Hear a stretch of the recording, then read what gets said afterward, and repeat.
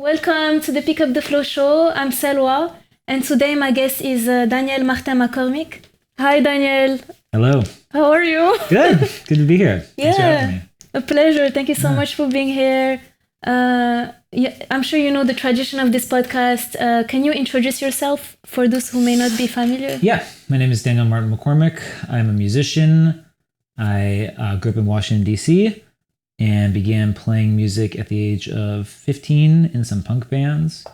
I played in a group called Black Eyes between 2001 and 2004, and then played in some other groups, a group called Miami, and got into electronic music.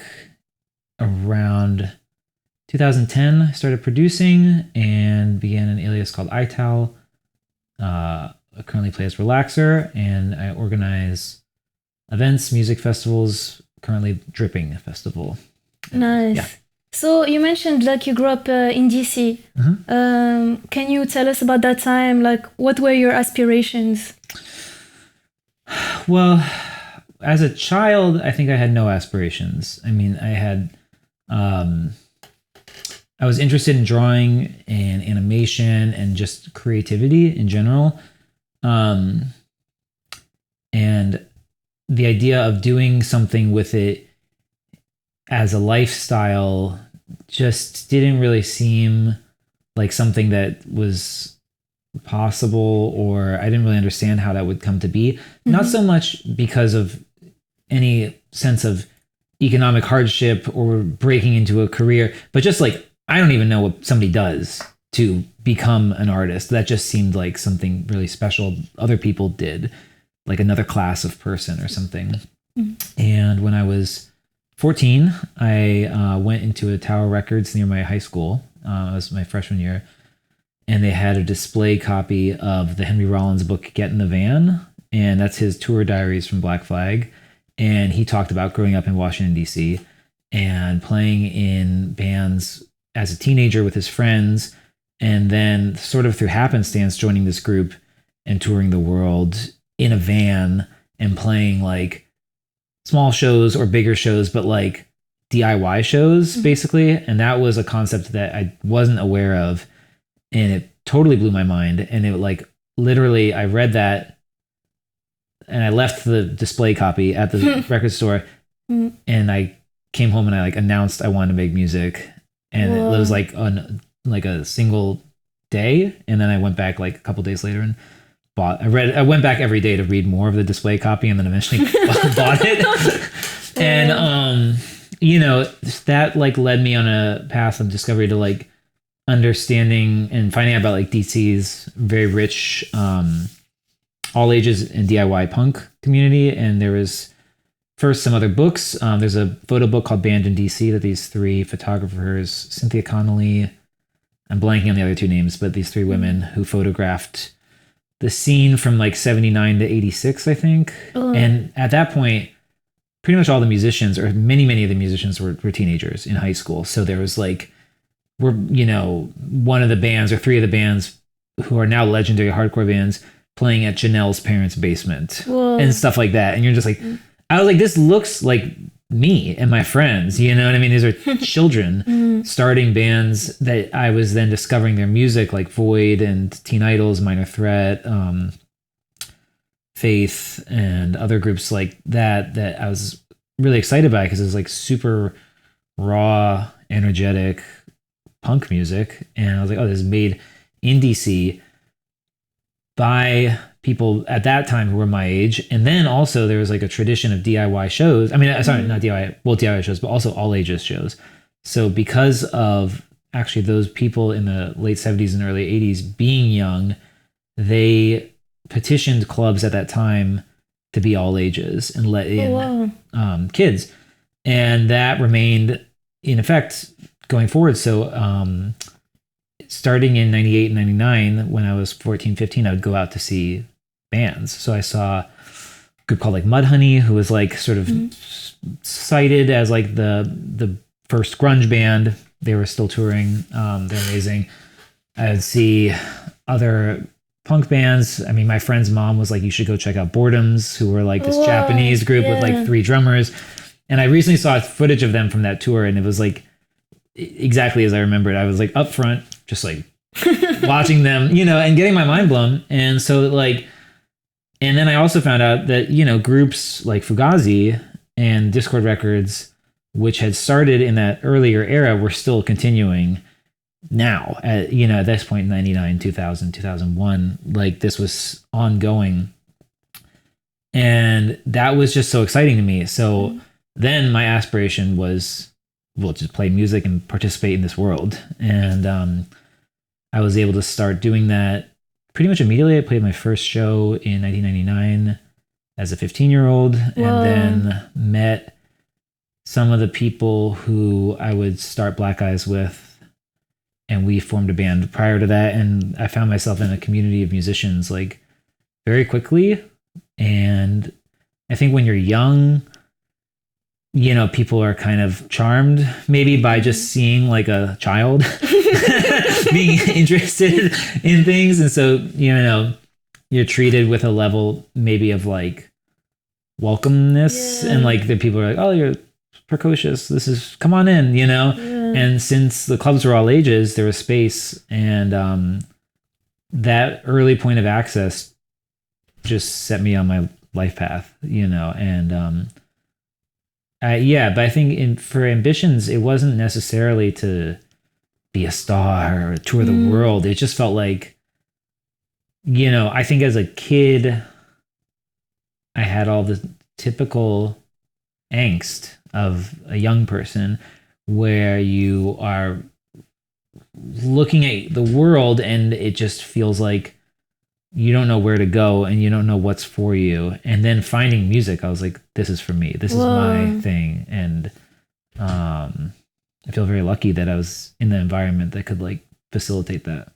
Yeah. So you mentioned you were playing music. What kind of instrument? Guitar. Guitar, nice. Yeah, I found, my mom actually found this teacher in our neighborhood because I was a kind of angry 14-year-old, and she found this teacher who had this class. It was like, learn how to play alternative rock now, like for beginners. So it was like, we're not going to do like row, row, row your boat or like, you know, these folk songs, like none of that crap. It's like, learned how to play like Green Day now. Cause like that is like whatever, you know, that music's not complex. So we got an electric guitar. It was like a Yamaha sort of Stratocaster ripoff. And then this company Crate made these small practice amps, and I had distortion button on it. So I remember just taking it home, turning all the knobs all the way up, pressing distortion, and then just like playing all the strings. And I was like, yes, power. But wait, so you were 15 at that age when you? I think I was 13 or 14 when I started messing around with guitar, because it was the era, you know, it was the late 90s. So on the radio, there was a lot of alternative rock and like post Nirvana, you know, angsty music that I was like, it sort of like scratched the itch that I was looking for in punk. But then when I found like real punk, I was like, this is the shit that I really wanted. Cause like, you know, you sort of felt, even at that point, even as a child, like, you know, I bought like a Stone Temple Pilots CD and stuff. And I was like, you're like trying to find it, but you're like, this isn't quite it, but it's like, it's got some of that like edge, but you're like, I kind of think it's like lame. And it sort of felt like, you know, Kurt Cobain had died a couple of years before, and it didn't really feel like this was a new thing, and you could feel it being like commodified, but as a young person, you weren't quite sure what that really meant. And like, I think so.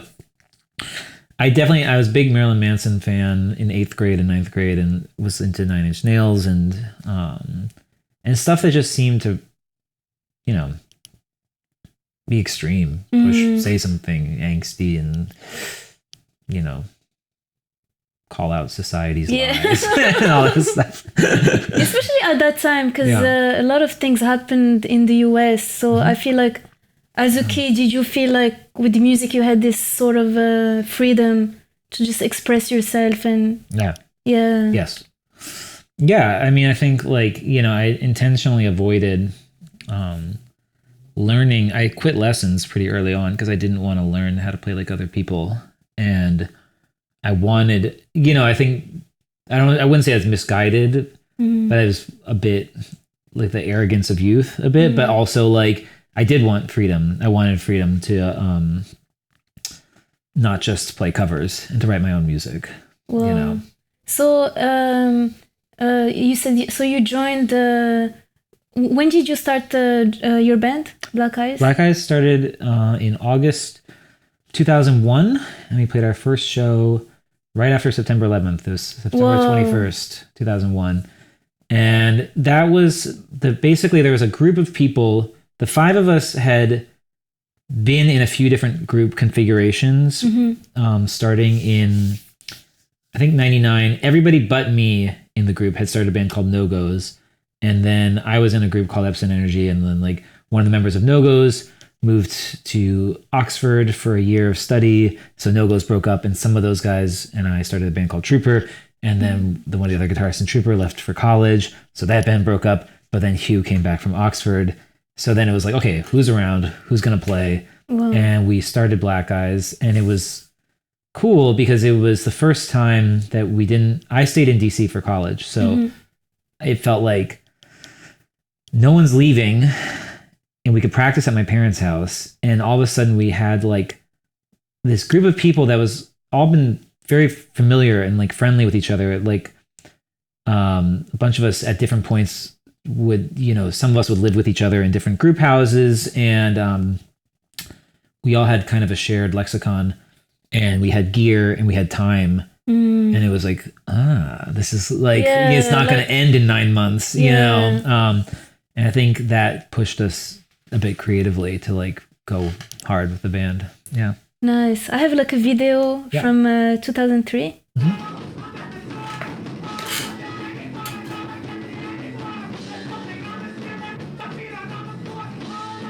So where was this? This was at Swarthmore College in Pennsylvania. And this is right before I think our first record came out, or maybe right after. And you can see like in the video we had two drummers, and then I was playing percussion as well as guitar and singing. And then Jacob, who plays this Earth and Sea now, he's in the back. He's playing bass and percussion too. So there's a lot of drums, and I think like we had a keyboard. Hugh would sing and play bass. I would sing and play guitar.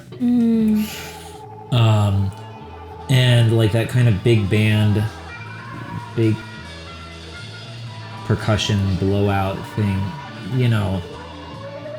I think helped us to push ourselves and distinguish ourselves early on. It wasn't like every band that was rolling up with like 2.5 drum kits and 2 basses and guitar and a keyboard and 2 singers. It just was like, what the fuck is this? Yeah. But what was, because you mentioned like, okay, you had like the studio where you can practice. Well, my parents' basement. Yeah. No, but it's big. We had a room.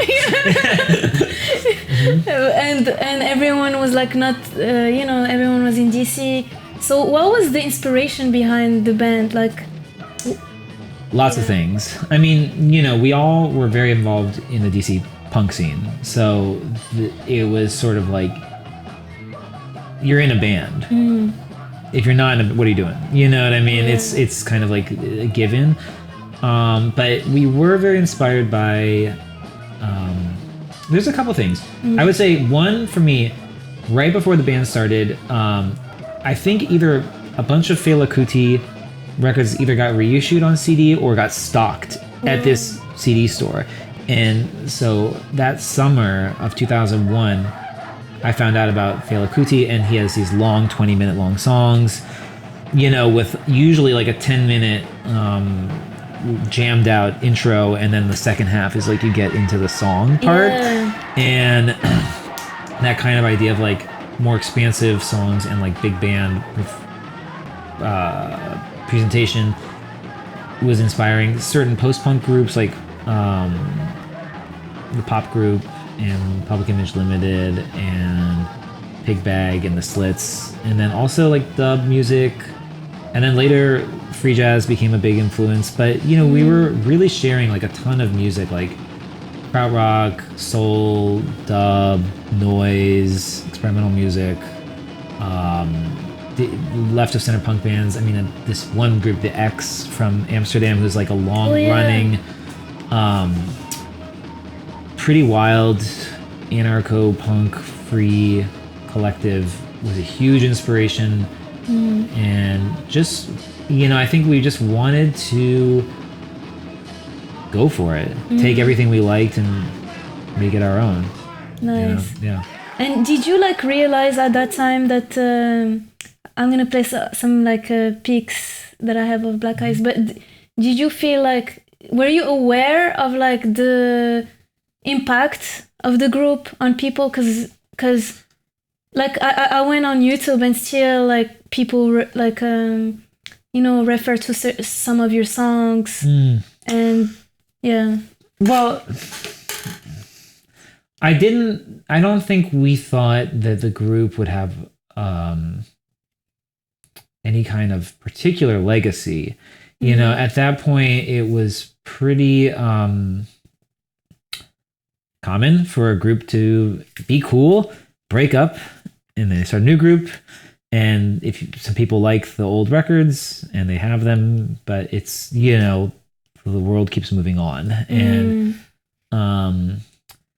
we definitely noticed that people were responding and that people knew the lyrics when the records came out. That was exciting. We noticed that people were very excited by the shows, and that was very cool and bolstering. And we noticed that people were coming to the shows. Like, it's hard to miss. So like the response was great and was very exciting. And also we were welcomed to come and record at Inner Ear Studios with Ian Mackay from Fugazi and Discord Records. After a couple months of being a band, he hit us up and asked if we wanted to come record a single with him. That was like fucking insane. Whoa. And then when he had us release our records on the label, that was like one of the great honors of my life. Like working with him and working with the label was just incredible. And it was an amazing experience. At the same time, when it was over, it just felt like, well, it's done. That's all done now. And for a long time, I wanted to distance myself from it because there was inner group tension. There was some, just weird vibes from the fallout. And I was like, I'm doing new shit. I want to focus on the new stuff. I don't want to talk about the old shit. Yeah. And when we started playing again this last year, the way I described it was it felt like we had a plant that was like growing in the basement and we hadn't looked in the basement in 20 years. And then we opened the door and it was like big and there's all these people. I think through streaming, like young people came to the shows. Like it wasn't just like old heads on a nostalgia trip. There was like young people who came who had engaged with the music. And that was really cool and exciting for me because like I remember when I was in the band as a young person, there was records that was 20 years old at that point, like groups like This Heat, the album Deceit and their first album, the self-titled one, were huge for me. Those were 20-year-old records, and Public Image Limited, Flowers of Romance, and other stuff. I was obsessed with those records, and they were direct influences, and to me felt like high watermarks of like what forward-thinking punk-ish experimental punk music could be.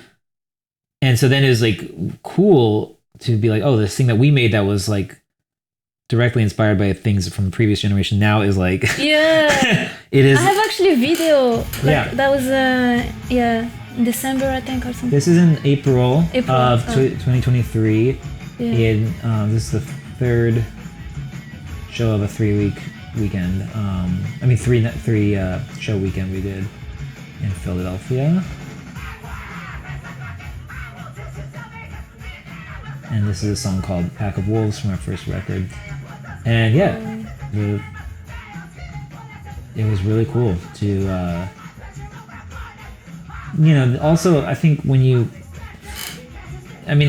like bilingual, right? Yeah. So it's like, this is like my native language. Yeah. And I haven't spoken it in many years. And it felt like going back to DC to practice the other singer, Hugh, lives in a neighborhood where we spend a lot of time. And so we practice at his house. And he has a bunch of the old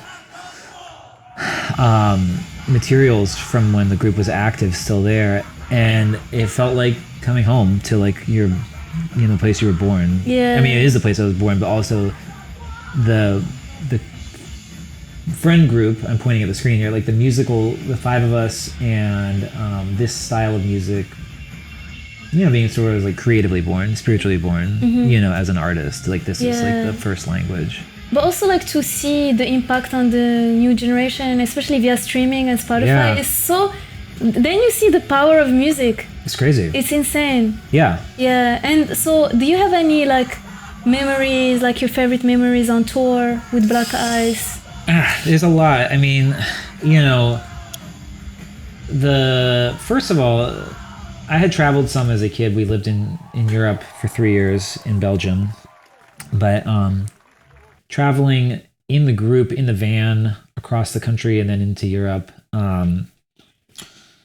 it was really eye-opening in a different way, traveling not as a child with your parents, but like being an adult, going to venues, playing every night, the kind of rigor of playing every night and like loving that, just being like, also I think, when you're touring in a band, you're in the van, maybe 2 hours, maybe 8 hours, maybe 10 hours a day in this compressed space with the people you're with.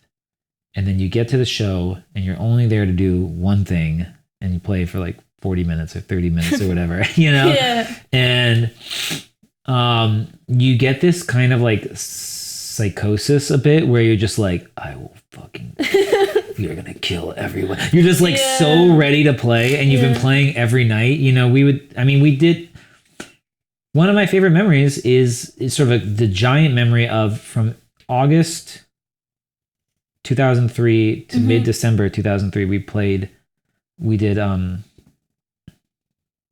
think 14 weeks of touring. Whoa. And we played every night. Whoa. I think we had like 4 days off.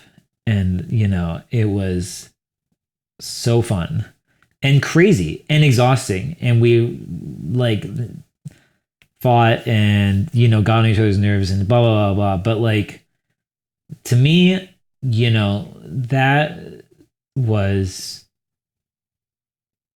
like a total dream come true. I mean, one of the first, after reading all that stuff with Rollins and sort of being exposed to the idea of playing music, in 1999, Fugazi released this film called Instrument. That's like a documentary about their band, and it had a lot of tour footage.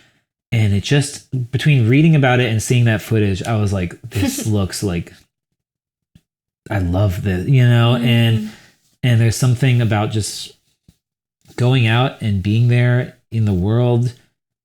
This is, before cell phones were very commonplace. So one band member had a cell phone. We would pass it around to call home. We would go use computer labs at universities every couple days to write home. You're like really in this band space, living as a musician, and the world kind of falls away, and you really get to know your music and your playing, and that was an incredible experience. Yeah, it's so true. It's like, imagine if that was happening now, like with Instagram, there are just so many distractions. Like I feel like you were more present in the moment. Maybe so. And it's hard to say. I mean, I do remember, I was touring with a group at the dawn of the iPhone era, and they were just doing some West Coast shows, and I was helping them with their sound. And they would advance a show on their cell phone. They'd like call the venue and be like, oh yeah, we're coming, we're this far away, which is now to me, it seems like a completely rational thing to do. But I was like, these people are insane. Like they're on their cell phones.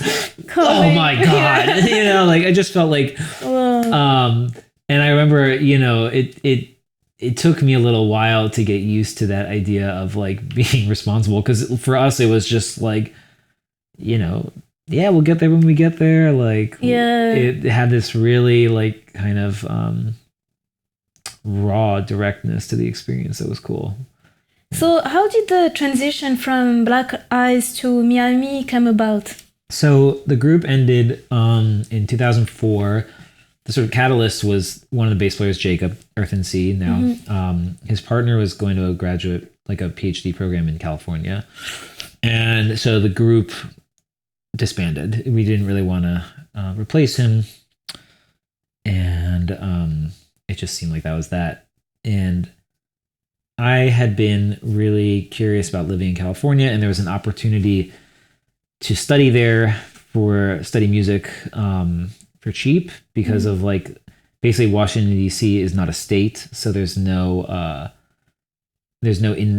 proper state school that you can go to as a university. There's one university and it's like totally falling apart. Oh. So they made this program where you could go to any state school in the country at in-state tuition, which was great because, you know, if you live in California, you have the whole University of California system, or you live in New York, you have CUNY and whatever.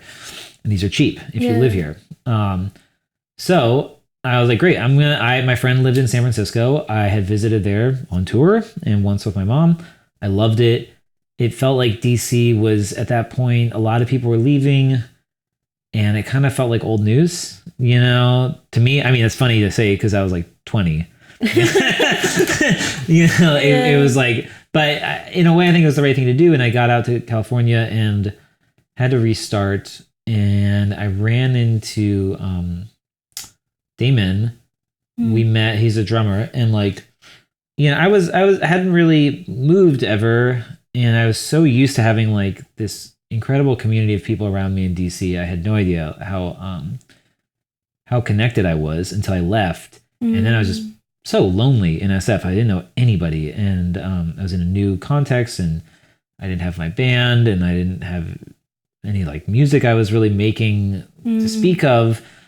And I was trying to do some experimental music. I was obsessed with like free jazz, and I was not really feeling it, but I was trying shit. And I played this sort of happenstance art show at this place, Adobe Books in the Mission. And my friend Damon, we didn't know each other then. He was playing with this experimental trio, and he had a piece of mounted plexiglass with like a contact mic underneath it. And then he was using wind-up toys to go across it and activate the contact mic. And I was going into some pedal chain, and he seemed to like be chuckling to himself, like, this is so stupid. And he had this like cool looking girlfriend, and the other guys were really dorky. And I was like, what's with this guy? Like, and so we started chatting afterwards. And through some friends in DC, these people in this group, Manhunter and Food for Animals, I had become really interested in dance music and was listening to a bunch of like Villa-Lobos and Drexcia and Arthur Russell and that kind of stuff. Basic Channel, and didn't really know how to make it or explore it, like where to find it. But I was talking to Damon at this show, and he's like, oh, I like dance music too. And it was funny because we were both making like skronky experimental music. And I was like, let's start a project. So we like started jamming, and we had like a keyboard and like a bit of percussion, my guitar, and I had a 707, and we were like messing around. And like, I remember at one point we almost broke up because we couldn't figure out how to make it sound good. And then he like bought a kick drum. And then the other funny thing was, at this point, like Jacob and his girlfriend, who had in this graduate program, had broken up, and he was living in California with me. But I didn't really know if he wanted to jam or not because he was kind of doing his own thing. And so we actually put out an ad on Craigslist looking for bass players, and he answered it. Even though he lived down the hall from me, like in the apartment. Wait, did he knew. He knew. He was like, yeah, I saw your ad. Yeah. Yeah, that's so cute. Greg's laughing in the other I'm like, why are you checking Craigslist? Like, so honestly, so many people had like Craigslist. Yeah. Definitely. Yeah. So he joined, started playing bass, and all of a sudden we had a kick drum and we had a bass, and it was like, this is working better. And the group then kind of evolved into like more of a punk band again, and we ditched the drum machine. And but Damon and I were very influenced by techno and like dance music and stuff, and that's something that informed kind of like the long form, like loopy playing and stuff like that in the group. When was this? I have a video. We met in 2006. 2006, okay. And we started playing our first shows that fall.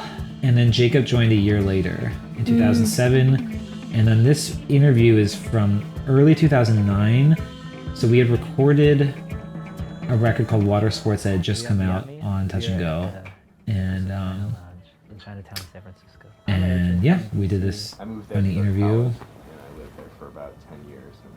And we met there. In this Chinese restaurant, Started playing San 16 and Francisco. 17. This is our 6th band we've done together. Black Eyes was pretty early on, but not the first one. Every band I feel like we've been in. It's funny to be playing Yeah. interview footage of me while I'm being interviewed.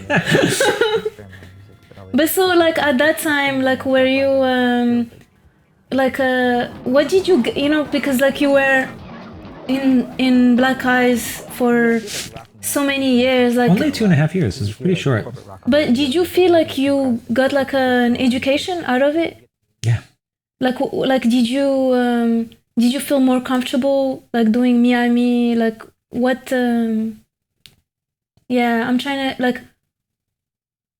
like were there similar experiences or like one was more challenging? That's a good question. I mean, I think, Black Eyes started the months after I graduated high school. And with a group of people who were very well acquainted with each other and well versed in playing. But we did start the first practice, we decided we would have multiple drum kits and stuff. We had about an hour-long jam with like 2 guitars, 1 bass, 1 drummer, and it was just terrible. And so we're like, okay, I had extra percussion around, and that helped us like let's just start trying some other setups. And I think like similarly in Miami, we had an idea to do something that would be unique, which was like trying to fuse some machine music with live playing, and we really didn't know how to do that.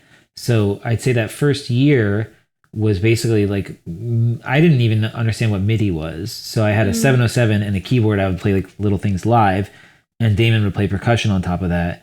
And it was like pretty janky, but I think like spirited, Yeah. But it was definitely having ideas that went beyond what we were capable of. And, but then when it fused, I mean, one thing also I say is when I went to San Francisco, I went to study music. So I studied classical guitar. Oh, wow. And so I learned theory, I learned harmony, I learned better technique, and I felt more adept as a player. When Black Eyes broke up, I read this interview with Lester Bowie from Art Ensemble of Chicago, and he talked about going to play with Fela Kuti in Lagos. And he said he got there and Fela brought out like a record and said, play along with this. And he did a solo on his trumpet, and he's like, join the band. And I read that and I was like, I would never be able to do that. Like, at the point I was in Black Eyes, I didn't know the names of notes. I didn't know any scales. I knew like 4 chords. If you asked me to play with any other people in any other context, I would be lost. I only knew how to play Black Eyes music. So I really wanted to push myself. So I moved to SF to study and learn music so I could at least know some things to stretch my technique, And I had no aspirations of becoming a classical guitarist, but it felt like my impulse was to go as far in the opposite direction just to push myself and see how I could find a middle path, Yeah.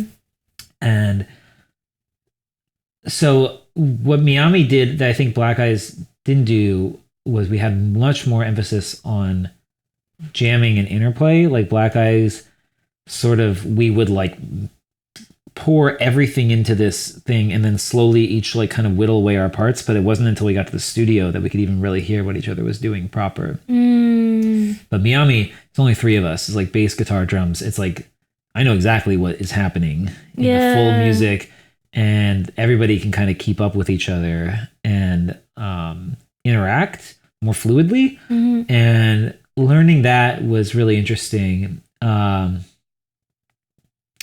Personally, it was also a challenge of reckoning with my expectations around the group, having had such easy success with Black Eyes, being in another group and being like, okay, like we'll have that again. And then, we were successful. We were able to release records and tour and do all sorts of great stuff, but it was a different experience.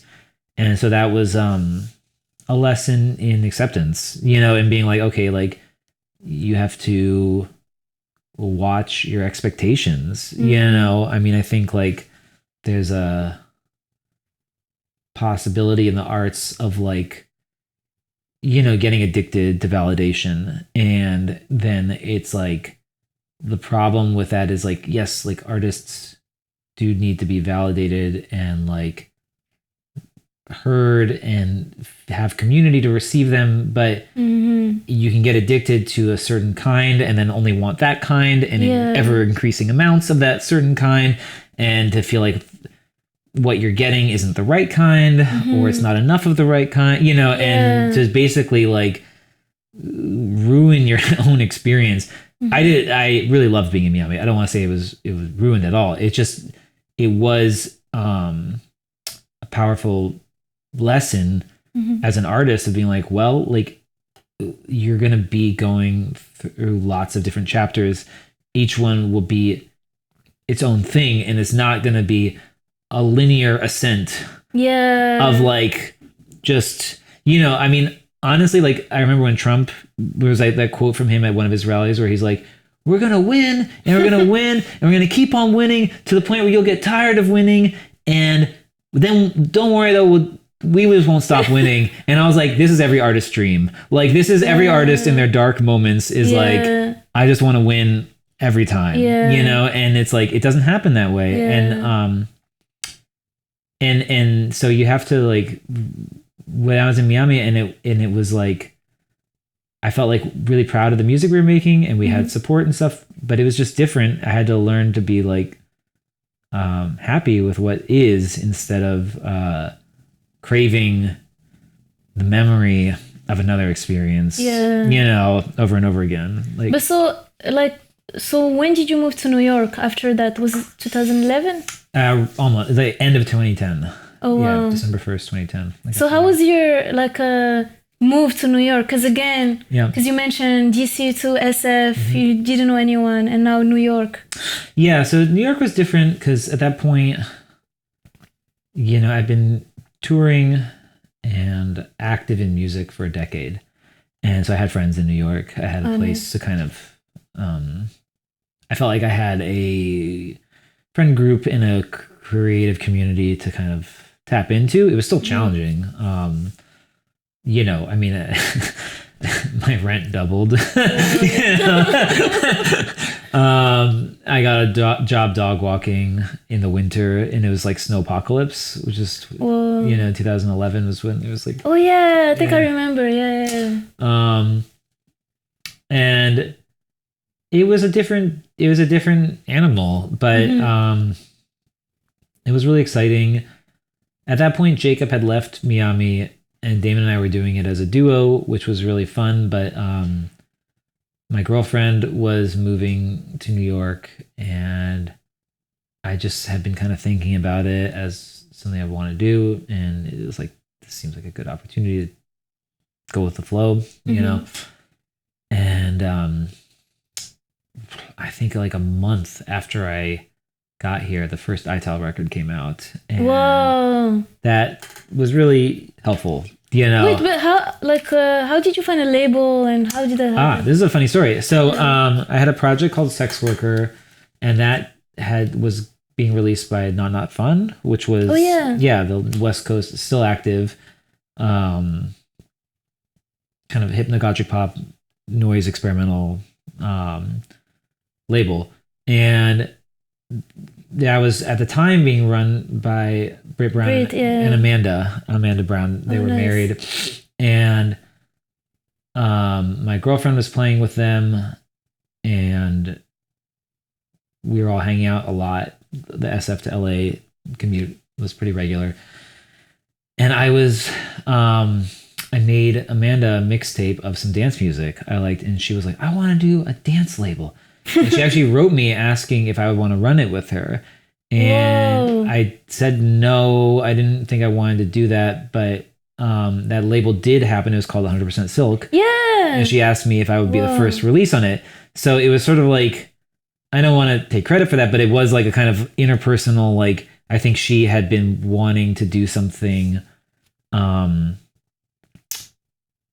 beyond maybe like droney music, and you know, like it was in the air, you know, like music can be fun again after maybe like a long time. It started feeling like like more obtuse or something.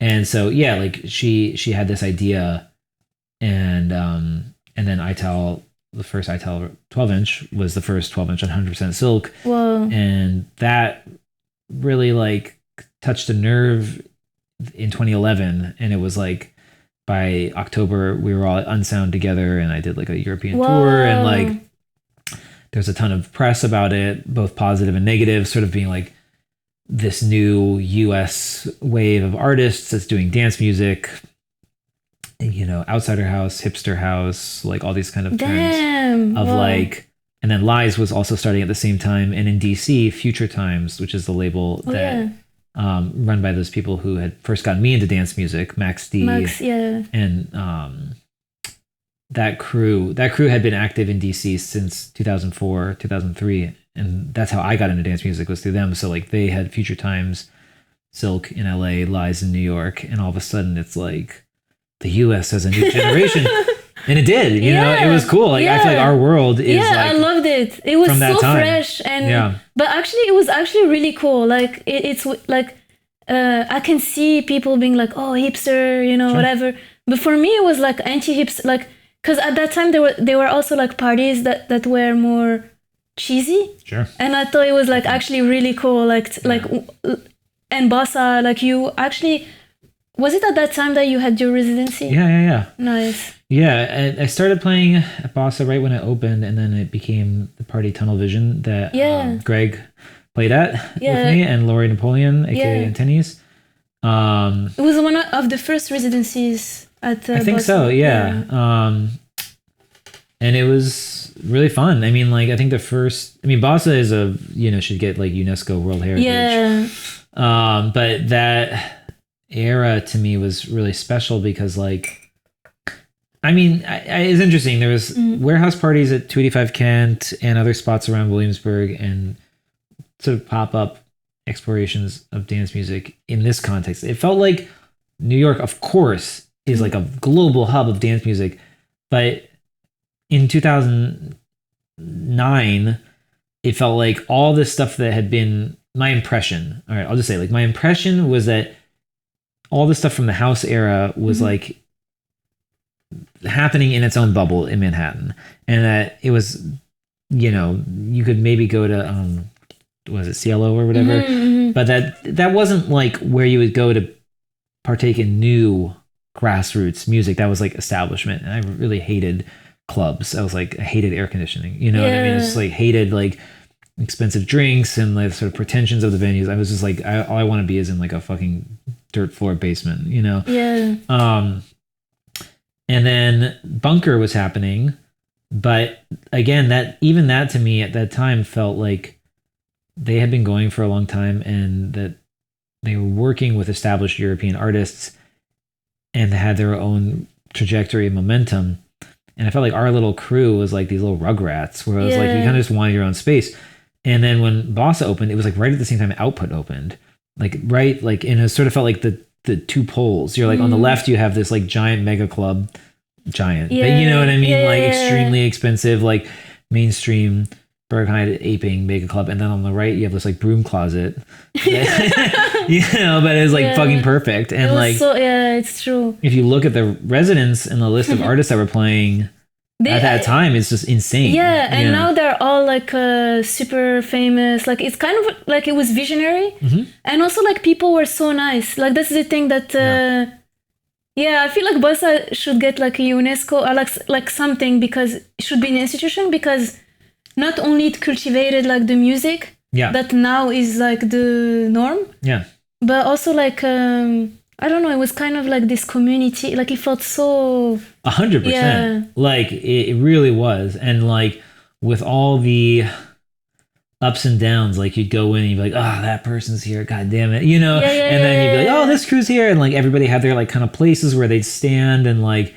you'd like stash your coat on like the weird wall. It's like, I feel like all these aspects of it, like the texture, like you couldn't just, it's not just this sort of idea of like community, and you see like, you know, somebody like, we want to build a platform that's like community nurture. You're like, no, community is like the 30 people that show up, you know, and then like it builds from there, and like all the weird like friendships and people dating and beefs and irritations and like, you know, the way like, I mean, like also I think a lot of those people who played there, like you learned to DJ, and I would say it was like with weights training, because like the monitor at first was like over your head but pointing like directly back. It wasn't pointing down at you, it was like pointed up past you, and like only 3 of the faders worked, and like one of them not all the time, and like the sub would make the turntable feedback all the time. So it's just like, if you could DJ successfully at Bossa, like you're ready for like the world, because it was so challenging at first, but also so fun. You know, you couldn't see the audience half the time because it'd be dark, fogged out. I mean, but so at that time you were making music under the Ital. Ital. Yeah, I have like a little video. I'm gonna just play it. So your setup. So at this time you were using drum machines. Like what kind of what was your setup? So my setup for producing was Audacity, the free download program, and I would use it. Oh yeah, I saw an interview with Raz, and you talked about it. Nice.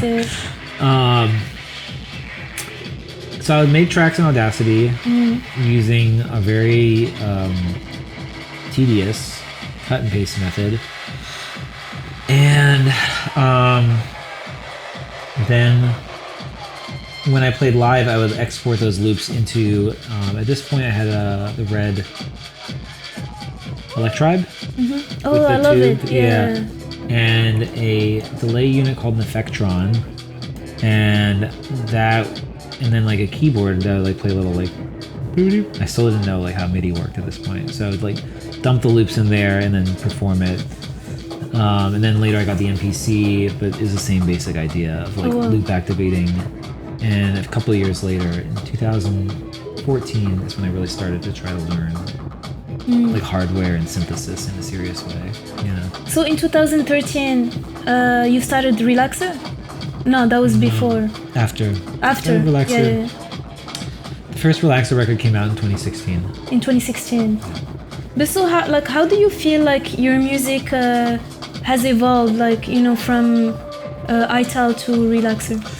Well, yeah, okay. So that part of the reason this changed than Alias was I felt like I had arrived at a more of like a established voice, and it felt like when Ital started, it was inspired in part by some of the Dutch sort of electro house, like Lego Welts, Bangkok Impact, Alden Tyrell kind of stuff, and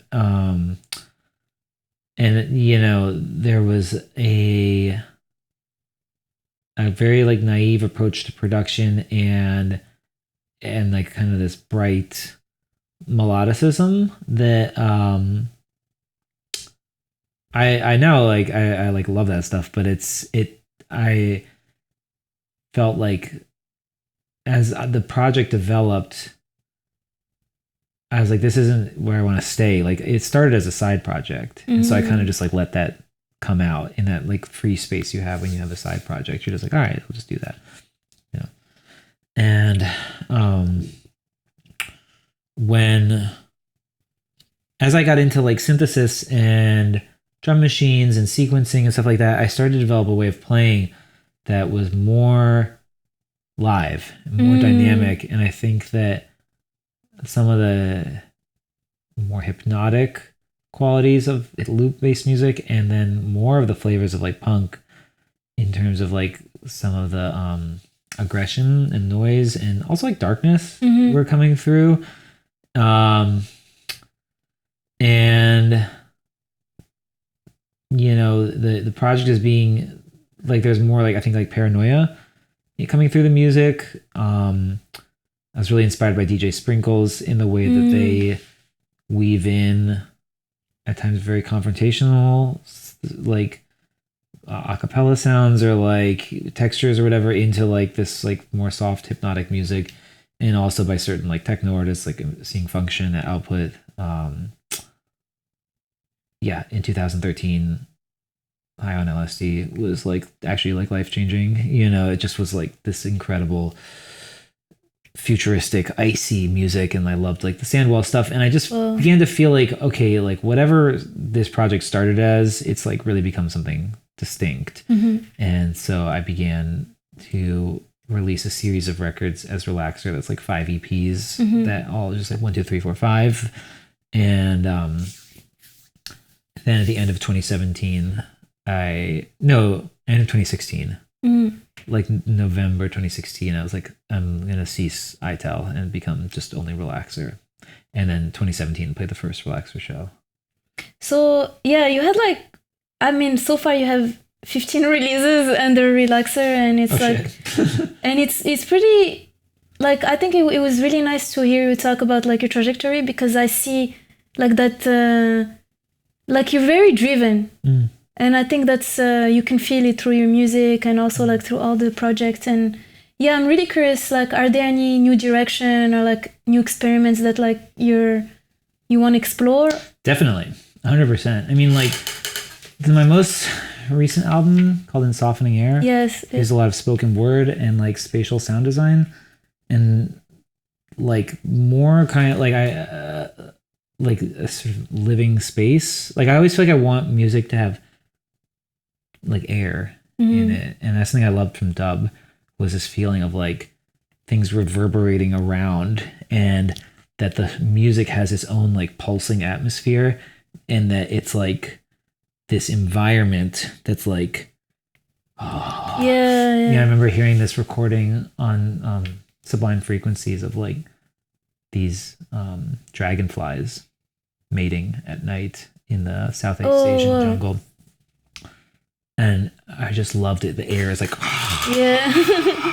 and like to me, that's what I always wanted, was that sort of dub space of like dark, undulating shadows. And like, I feel like with sound design and using computers a bit more to like create textures that are less like step sequenced and more like gestural, like that's something I'm really interested in. But also like playing these shows with Black Eyes, it's really made me want to like go off and do more punk shit. So I've been working on a couple of collaborations that is more in the line of like I feel like you need both to kind of like, especially in this time, like I feel like there's just so much bad stuff happening in the world, and you need to definitely. But so around that time, you also like you're a DJ as well. Like how, like what do you I'm curious to know about like your experience when you DJ versus when you play live. Like what's the... Right now I'm trying to like close the gap between them. I think like when I started DJing, it was just so fun. You're like, oh my God, all my favorite songs, like one after the other.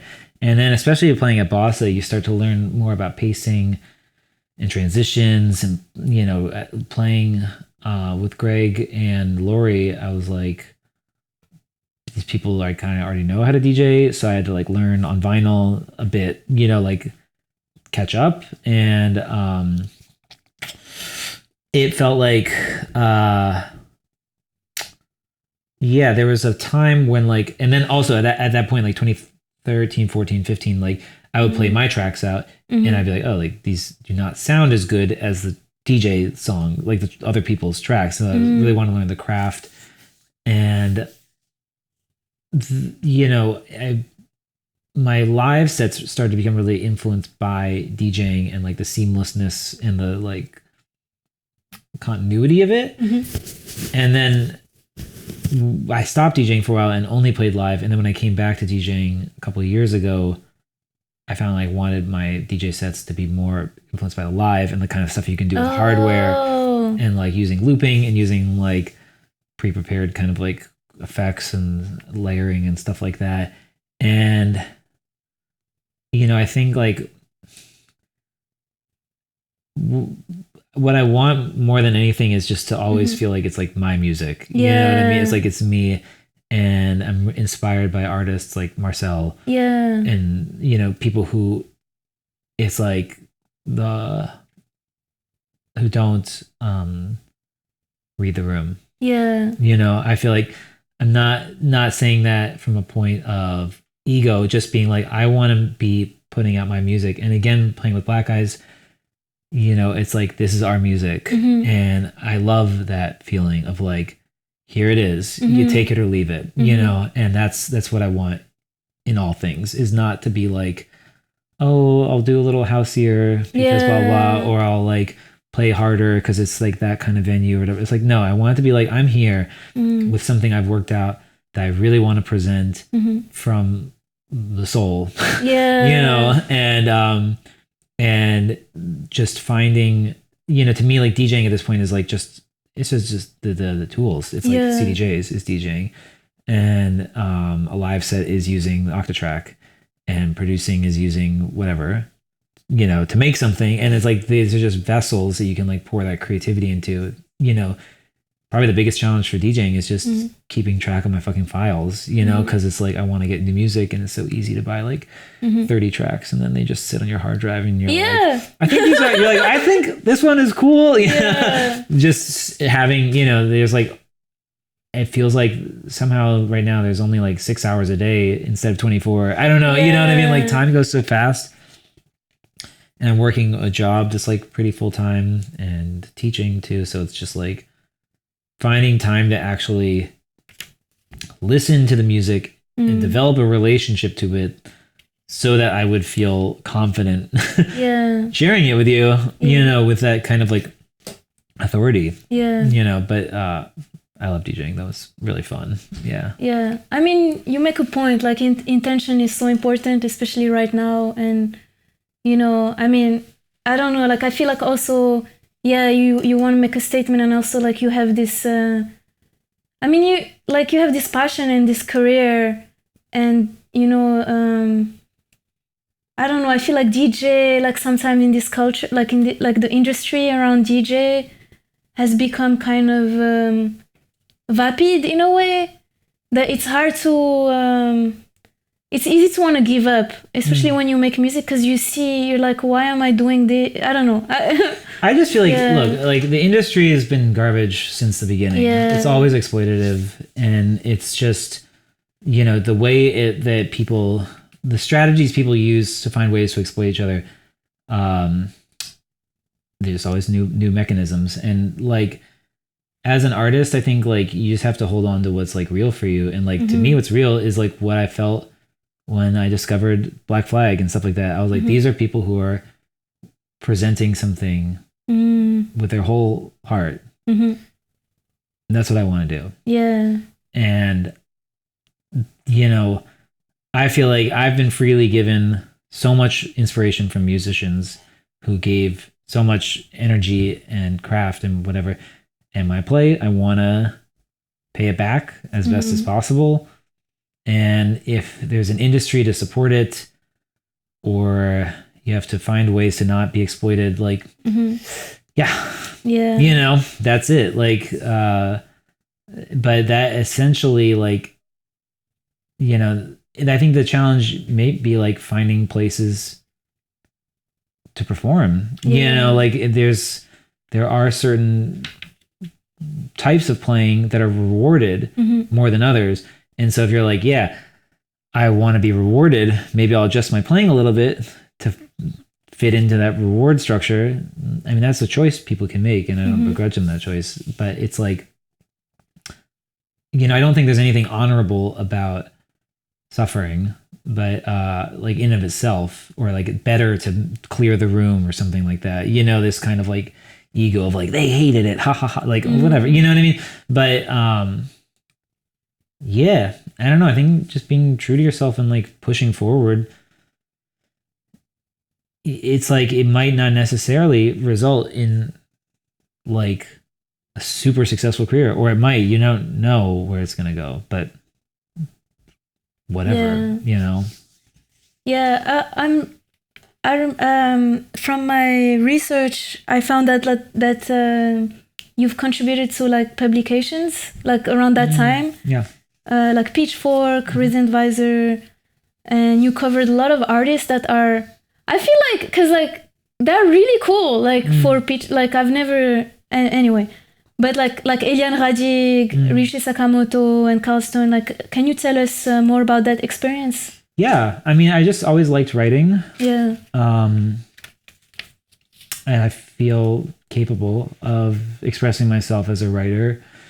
And I kind of stumbled into that a bit. A friend of mine was working at Pitchfork, and he asked me to, I think there was an interview with Glenn Branca he wanted me to do as a musician / writer, and then they kind of got the ball rolling. I really enjoyed doing reviews. I stopped because I felt like that as an artist, I was like, this can't be helping. Like,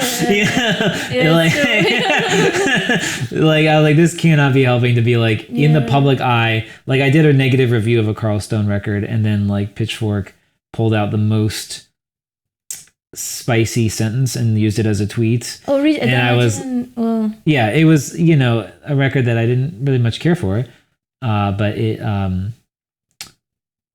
I think the actual review, if you took it at face value, was my opinion.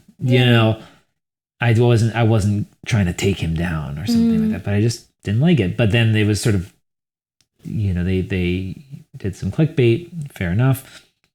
And then there was like all these people talking shit, and there was like some memes made about me and all this stuff. And I was like, you know what? Like, I don't even care that much. Like I actually don't think it's important for me to be a critic. And I understand how it feels to work on a record and then read a review that you fundamentally disagree with, and you're like, fuck this person. I've been on the other side of that. So I was like, why would I be that person? Why would I risk being that person? And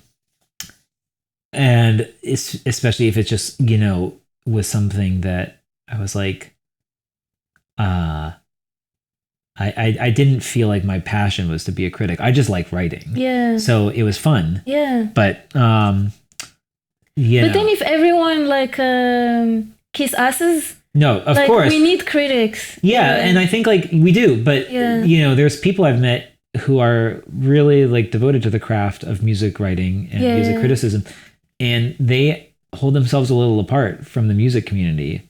And you see it. You'll be like, how you doing? Whatever.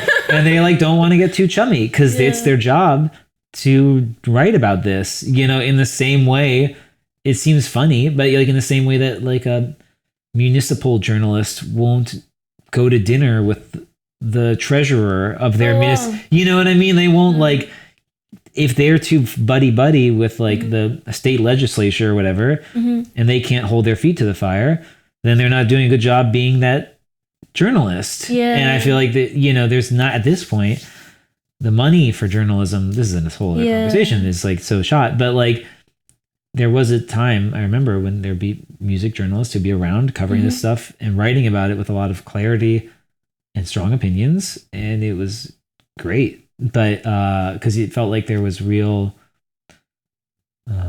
thought being put into the work being made. But as an artist, I have too much of my own shit in the mix, But wait, so around that time when you were writing, were you also organizing Sustain release? Yeah. The festival. Oh, okay. Nice. Yeah. So did you see a shift from people like in the scene seeing you as like a writer and an organizer? I don't think I ever had too much of a reputation as a writer. I think it was just sort of a side hustle thing. But certainly working on Sustain, people were very interested in that. I mean, it was something I came on as sort of supportive boyfriend in the first year to Aurora, and she was working with Zara Ladowski for the first 3 years, and by the second year I was like officially on the organization team. And then became co-director in 2017, and that like really, I mean, people were just so excited by Sustain and Remain, so it was just wonderful to see it. But yeah. Nice. So because I remember it was like pretty unique. So like have all your friends from Basa, and like we would all go to the woods and have, you know, that environment. And I'm really curious about, you know, like what experience did you get out of this project? Oh, it was incredible. I mean, it was like the education of a lifetime in terms of learning all the things you would need to create that, being able to do it with so many mistakes along the way and learn from those mistakes because there wasn't really anything else happening. Learning how to produce it, learning how to work with people. You know, there's some moments where I had to like kind of learn how to lead a team and to say what needed to be said, or assert like boundaries in a way that like I remember a certain moment where it was like I kind of felt like, well, gee, little me, and I'm like, well, maybe I'm like, I feel like I'm just Daniel, but I'm doing this job. Yeah. This job as co-director. Yeah. There's like 180 people working for us. Whoa. There's 1,000 people coming. And if I don't co-direct this thing, like if I don't do my job, like the job doesn't care that I feel like just a person. The job needs somebody to like fulfill that role.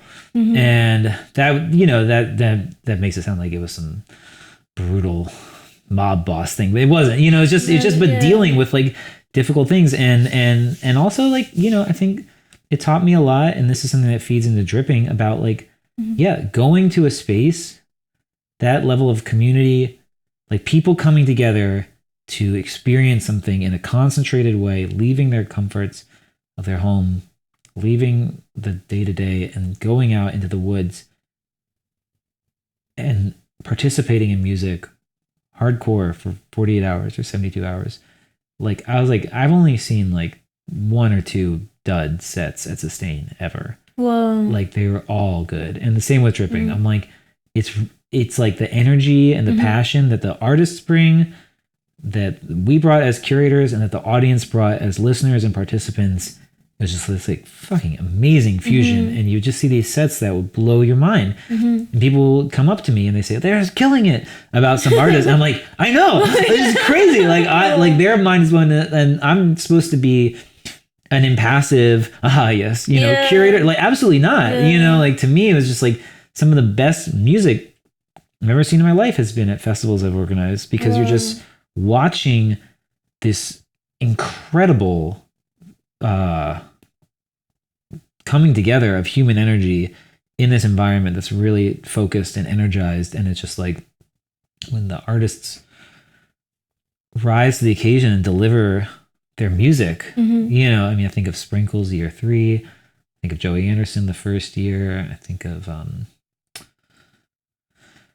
like Marcel and RP Boo last year at Dripping, and Nydia. You know, these are artists. I mean, I like them, of course, you know, and I think they're really powerful artists who have so much like uniqueness and soul and vision in their music. And it's like, I just want that, you know, I think one thing I learned from Sustain too, I felt for a long time, but really like we tried, and we do this with Dripping too, is like we really want to provide top shelf production in terms of like great sound, lighting, and an exciting location, so that the artist has everything they need. You know, they have all their tools available to them to succeed, and you've got the audience and you're there to succeed. And it's like when that happens, you know, there's a feeling of like, oh, like maybe the underground is like the mini version of the above ground, especially in mid 2000s when indie music just became pop music, you know, and I started seeing like basically indie bands were just miniature pop bands. And I was like, fuck that. Like, I don't want to go to the overground. And I want to be in the underground, not because it's cozy and small, but because I think it has the potential to be actually the best. Like better than something that appeals to millions and millions of people. Like, I'm like, I think that, and I that feeling has been borne out over and over and over again by seeing artists play sets of just incredible impact and just incredible like vision, and you're just like, this rules. This is it. You know, it's unencumbered by technical limitations. It's unencumbered by having to push against some industry that's trying to wedge you into something you don't fit. It's like, no, we cleared space for you. Yeah. You know, take what you need.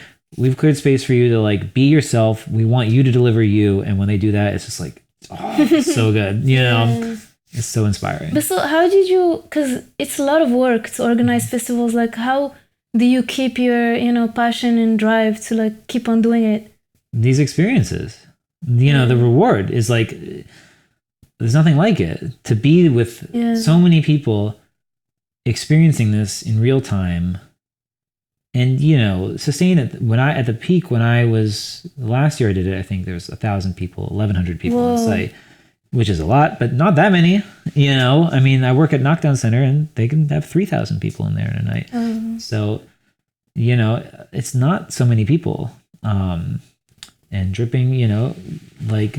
Last year, I think 600 people were on site. Like, it's a nice amount of people, but it's very intimate, actually. Like, when you consider how much space there is, multiple stages, all that stuff.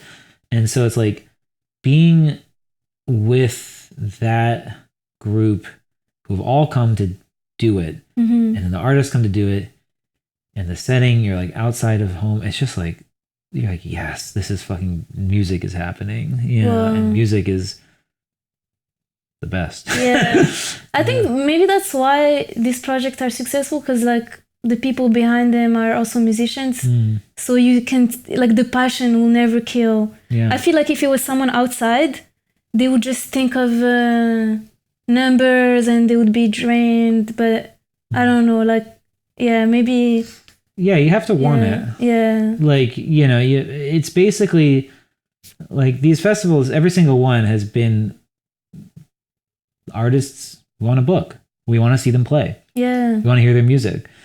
And I think it's like kind of like that's just so simple about it in a way. In art, it's like you just have to actually be connected to what you desire. You have to be connected to what you feel. You know, not just like what you think is cool on some abstract level or zeitgeisty or popular or whatever. Like, what do you actually personally like want or connect to? And when you have that, it's so simple, because then you just transmit that, you know. But it's like there's a lot of noise that can like interfere with tapping into the just core like resonance with music. But like, I mean, at Dripping, every artist we book is one that we love, and so it's like, well, great. Like, it's you know. And I think that for the audience, you get a sense then of maybe the through line that connects these artists, that like ties it together, and the creative spirits, the way they all kind of latch into each other, you know. It's so true. I mean, I've been reading about you know, I know it might sound hippie, but the law of attraction, and like how energy, because it's true. It's like when you want something and you truly want it, and it comes from, you know, your gut, like you have this intention and it's true, things happen. Like it's very, and I feel like at Dripping you bring people who are like-minded, so there's like some sort of energy, like synergy, like everyone can kind of get along with. Whereas other festivals, like I think in Europe, where it's like a bunch of, or like even Burning Man, I feel like people like, I think it would collapse. Honestly, I don't know, because I didn't really go to festivals that much. You know? Like there are a lot of like issues, like I would read on the news, you know, a lot of like problems coming. I don't know. I mean, it's, you know, everything I've done is very small compared to these, you know. I was reading about some boutique festival in Europe that's 8,000 people, you know. So I'm like, okay, if 8,000 is small, then we're tiny, you know, we're just the speck on the map. But I like it that way. Yeah, you know, we can work at that level. So what can we expect from Dripping this year? Dripping this year is, you know, last year we had an idea, and it was really, I think, proved the concept, which is that there's concerts that give way to DJs and talks and performances during the day. But really what that comes from is the sense that like wanting experimental music, radical music, and radical DJs to like commingle, and feeling like these things are on a spectrum and in conversation with each other. You know, in general, I feel like experimental music is often theoretically very cool, but can in practice be very sterile in its presentation. And DJs are amazing, but can often be very homogenous in their, you know, presentation. So let's give each of those a bit of juice. Yeah. You know, let's put the experimental artists through the club system and give them the intensity of the rave presentation, while also inviting DJs who are not homogenous and letting them play their way, and building off of that and that community of artists. And so in some sense, more of the same from last year. I feel like we proved it and we're building off that template. But we have some performances I'm really excited about. Saxophonist Ben Giske is playing, who does multiphonic sax stuff and mics up the body of the saxophone to use like the pads as like percussion. We have performances from Sigrid Lauren and Tongue in the Mind, Juliana Huxtable's band, readings, and then beautiful composer Nyla.